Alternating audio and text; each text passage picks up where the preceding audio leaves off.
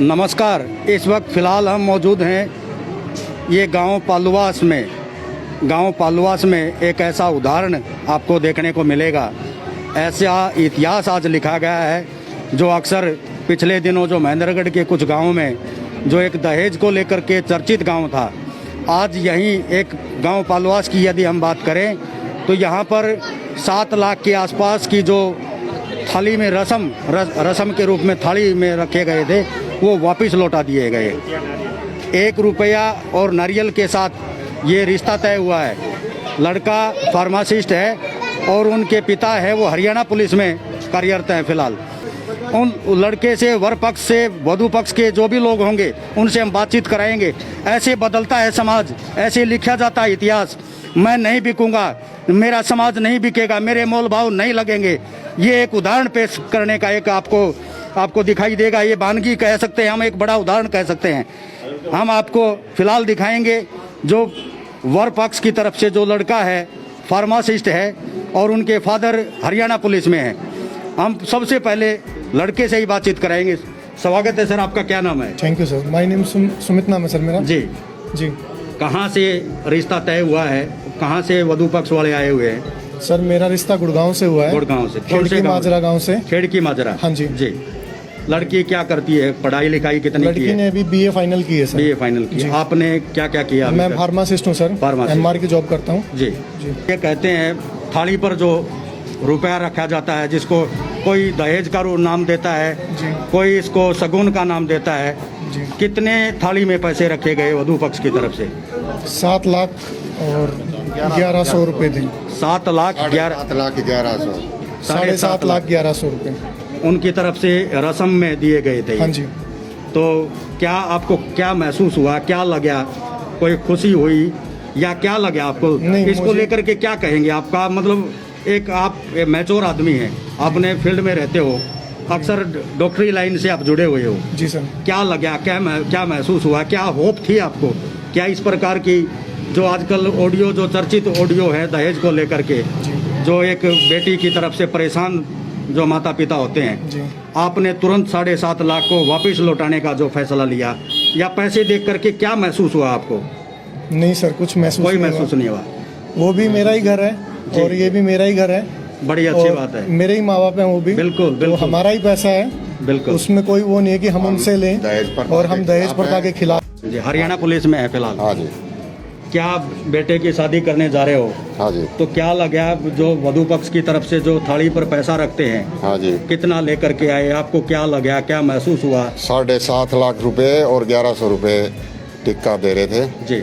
फिर हम दहेज के खिलाफ, हमारी कोई मांग नहीं थी जी। और हमने मांग हमारी नारियल रुपए की थी, हमने वही चुस करके स्वीकार किया है जी। और वो हमने वापस अपनी खुशी से वापस किया है। जैसा कि आपने सुना भी होगा, आप तो हरियाणा पुलिस में हैं। एक ऑडियो वायरल था महेंद्रगढ़ साइड का, काफी चर्चित है, पूरे देश में वो चर्चित हुआ है। डिमांड बढ़ गई थी। डिमांड ऐसे माता पिता, ऐसे लोगों को संदेश देने के लिए हम ये मिटाने के लिए दहेज के खिलाफ कोशिश कर रहे हैं।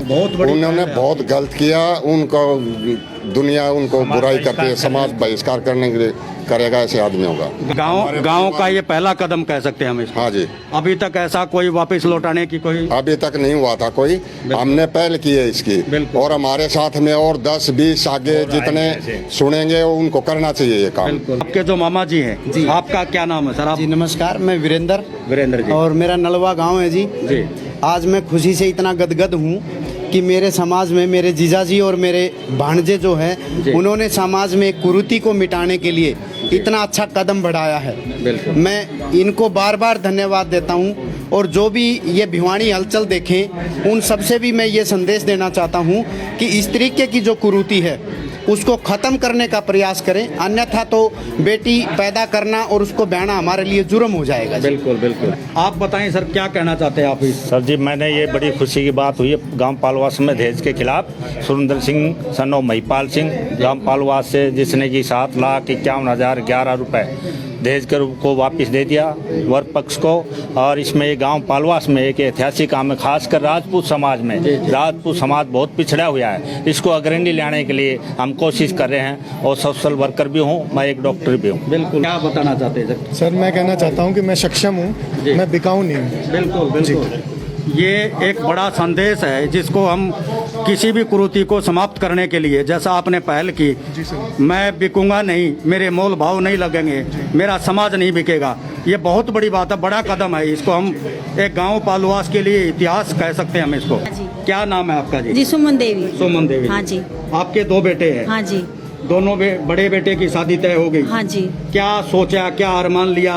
यही सोचा जी। माता क्या सोचती है आने वाली मेरी बहू किस प्रकार की होगी? अपनी बेटी की तरह हो जी। बेटी की तरह हाँ होनी जी। चाहिए। हाँ जी, कोई लेन देन का हमारे को कोई लालच नहीं। बिल्कुल। और जो कमाएंगे उसी से काम चलेगा। बिल्कुल। हाँ, और वही है जी, इस दहेज प्रथा के खिलाफ है जी हम।